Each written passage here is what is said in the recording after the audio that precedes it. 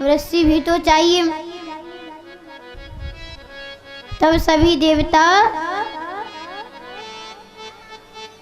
भगवान शिव के पास जाते हैं और उनसे उनका बासुकी नाग मांगते हैं, क्योंकि बासुकी नाग बहुत बड़े थे। तब भगवान बासुकी नाग को दे देते हैं। अब बासुकी को ले आते हैं, चारों तरफ बासुकी नाग लिपट जाते हैं। अब मंथन चालू हो जाता है। मथते मथते सबसे पहले विष निकलता है। अब विष निकलता है तो पूरे समुद्र में फैलने लगता है। वो थोड़ी देर तक तो मंथन चलता रहा। जब ज्यादा ही फैल गया विष, तब निकलकर भागने लगे सभी देवी देवता और भगवान से कहने लगे, ये विष तो पूरी सृष्टि का विनाश कर देगा, अब बताइए क्या किया जाए। तब भगवान भोलेनाथ वहां पर आ जाते हैं। तब भगवान भोलेनाथ उस विष का पान करते हैं और विष को अपने कंठ में धारण कर लेते हैं, जिससे उनका कंठ नीला पड़ जाता है। इसीलिए हम भगवान भोलेनाथ को नीलकंठ के नाम से भी जानते हैं। अब जैसे ही भगवान विष का पान करते हैं तो मूर्छित होकर जमीन पर गिर पड़ते हैं। काफी देर तक उठाते रहते हैं लेकिन भगवान नहीं उठते। अश्विनी कुमारों को बुलाते हैं। अश्विनी कुमारों के पास जितनी औषधियां थी सभी पिला देते हैं, लेकिन भगवान की मूर्छा नहीं खोल पाते। तो उस समय माता पार्वती आ जाती हैं और वे क्रोधित होने लगती हैं, कहने लगती हैं, अरे देवताओं, तुमने हमारे साथ छल किया है। अगर हमारे पति को कुछ हो गया तो मैं अपना प्रलयंकारी वेश को धारण करूंगी, पूरी सृष्टि का विनाश कर दूंगी। अब यह सुनकर के देवता डरने लगते हैं, मैया महाकाली का वेश धारण करने लगते हैं। तब उस समय भगवान नारायण प्रार्थना करते हैं कि आप शांत हो जाइए, हम कुछ भी करेंगे लेकिन भगवान को मूर्छा से अवश्य उठा लेंगे। तब पार्वती मैया शांत होती हैं। अब भगवान 1000 छिद्रों वाला घड़ा प्रकट करते हैं, जिसे हजारा कहा जाता है। उस 1000 छिद्र के घड़े को भगवान भोलेनाथ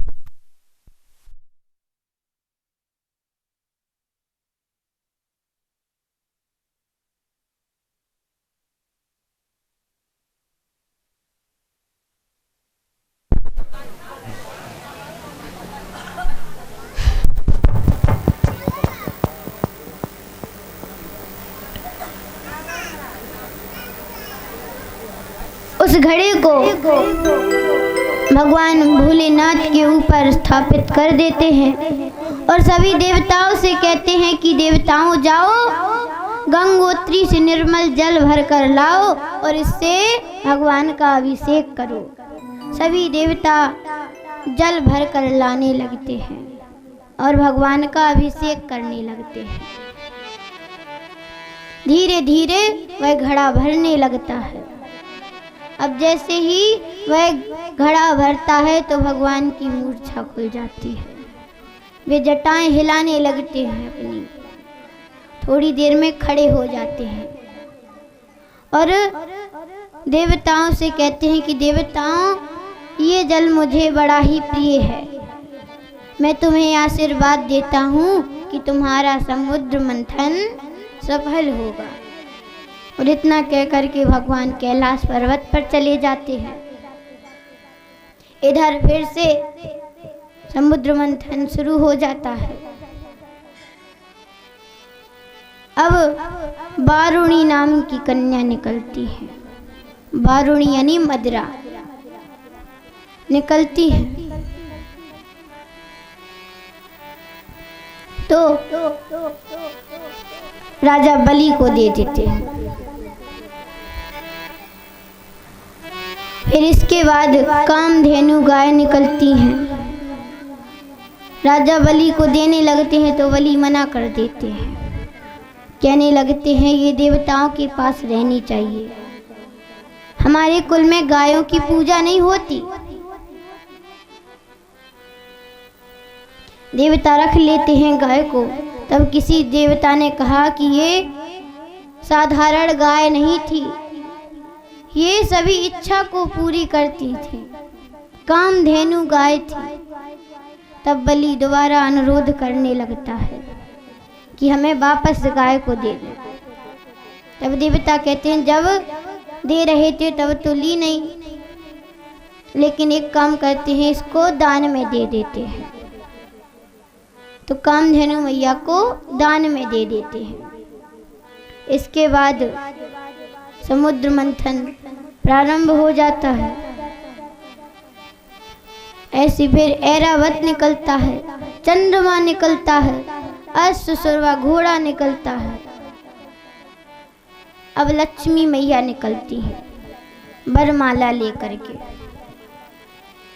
अब लक्ष्मी मैया वरमाला लेकर के निकलती हैं तो सभी देवता ऋषि मुनि दैत्य लाइन लगा लेते हैं। अपने अपने देवता अलग खड़े हैं, दैत्य अलग खड़े हैं, ऋषि मुनि अलग खड़े हैं। सबसे पहले असुरों के पास जाती हैं। असुरों को देखती हैं तो सोचने लगती हैं कि सौंदर्य में भी ठीक हैं, बलशाली भी हैं, लेकिन मूर्ख हैं। वहां से निकल जाती है। अब देवताओं के पास पहुंचती हैं। देवताओं के पास जाती हैं तो सोचने लगती हैं कि सौंदर्य में भी ठीक है, बलशाली है, लेकिन अहंकारी है। अहंकार तुरंत आ जाता है। वहां से निकल जाती हैं। ऋषि मुनियों के पास पहुंचती हैं, कहने लगती हैं बलि भी है, बल है इनमें, और सौंदर्य में भी सही है, लेकिन क्रोधी है, क्रोध तुरंत आता है। वहां से भी निकल जाती हैं। अब भगवान विष्णु के पास पहुंचती हैं। भगवान विष्णु को देखती हैं तो सर्वगुण व्यापी भगवान को देखती हैं, तुरंत उनके गले में वरमाला पहना देती हैं।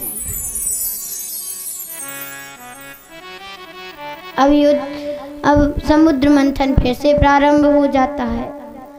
अब सबसे अंत में धन्वंतरी जी अमृत कलश को लेकर के निकलते हैं। अब जैसे ही धन्वंतरी जी निकलते हैं सब प्रसन्न हो जाते हैं और देवता धन्वंतरी जी के पास जाने लगते हैं। तब बलि अपने बलिष्ठ सैनिकों को आदेश दे देता है कि जाओ धन्वंतरी जी से अमृत कलश छीन लो और भाग जाओ। बलि के बलिष्ठ सैनिक जाते हैं और धन्वंतरी जी से अमृत कलश छीन लेते हैं और भाग जाते हैं और भागकर गोदावरी मैया की गोद में अमृत कलश को छिपा देते हैं जल में।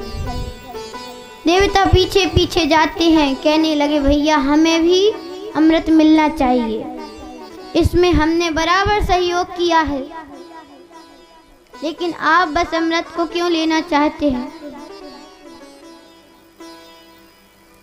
दैत्य कहने लगे कि आप लोग बड़े ही छलिया हैं, हर चीज हमसे छल से ले लेते हैं, लेकिन अमृत नहीं मिलेगा आज आप लोगों को। रात्रि आ जाती है। अब वहां से दैत्य अमृत कलश को निकालते हैं और भागने लगते हैं। तो वहाँ पर खींचातानी हो जाती है अमृत में और कुछ बूंदें गिर जाती हैं। फिर भी वहाँ से दैत्य लेकर के भाग जाते हैं अमृत कलश को। अब प्रयागराज में आ जाते हैं। प्रयागराज में फिर से छुपा देते हैं। वहाँ पर भी निर्णय नहीं होता और खींचातानी हो जाती है। वहाँ पर भी कुछ बूंदें गिर जाती हैं। इसके बाद हरिद्वार पहुंच जाते हैं। हरिद्वार में भी खींचातानी हो जाती है। सुखदेव जी महाराज कहते हैं, पारीक्षित, जहाँ पर अमृत की बूंदें गिरी थी वहाँ पर आज कुंभ चलता है, कुंभ का मेला। पहला मेला नासिक में लगता है, इसके बाद प्रयागराज में और फिर हरिद्वार में। जब हरिद्वार में पहुंच जाते हैं तब भगवान नारायण कहते हैं कि जब मेरे द्वार आ गए हो तो मैं ही निर्णय कर देता हूँ। अब भगवान मोहिनी का वेश धारण करते हैं और बलि के सामने पहुंच जाते हैं। अब बलि भगवान को देखता है तो मंत्र मुग्ध हो जाता है, पूछने लगता है, कहने लगता है, अरे सुंदर वाला, तुम कौन हो, कहाँ से आई हो, नाम क्या है? भगवान कहते हैं, आपको मेरे नाम या आने जाने से क्या मतलब, आप अपना प्रयोजन बताएं।